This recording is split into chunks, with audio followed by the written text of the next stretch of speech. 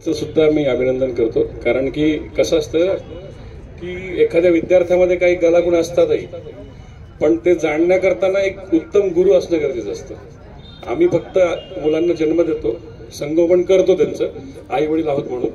परंतु बाहेरच्या जगात आल्यानंतर जेव्हा त्यांना कुठल्याही परीक्षेला समोर जावं लागतं किंवा कॉम्पिटिटिव्ह एक्झामसाठी जावं लागेल, आयुष्य घडवायचं असेल, त्या ठिकाणी एक उत्तम मार्गदर्शक गरजेचं असतं.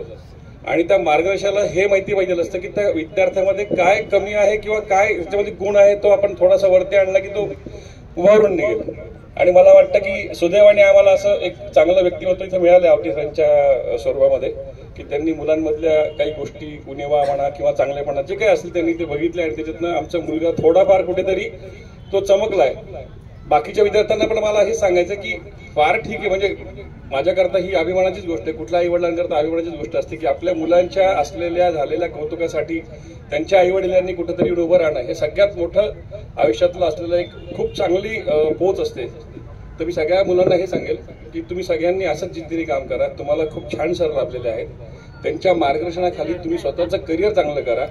आई वडील तुमच्याकरता प्रत्येक ठिकाणी पैसा द्यायला तयार आहेत, वेळ द्यायला पण तयार आहेत. आजच्या धकाधकी जीवनामध्ये त्यांना वेळ कमी देता येतो, पण ते तुम्हाला चांगल्या ठिकाणी शिकायला नक्कीच पाठवू शकतात. हे तुमचं काम आहे की तुम्ही त्या दिलेल्या त्या पैशाचं आणि त्याचा मोबदला तुम्ही स्वतःच्या करिअर करता कसा करून घेणार.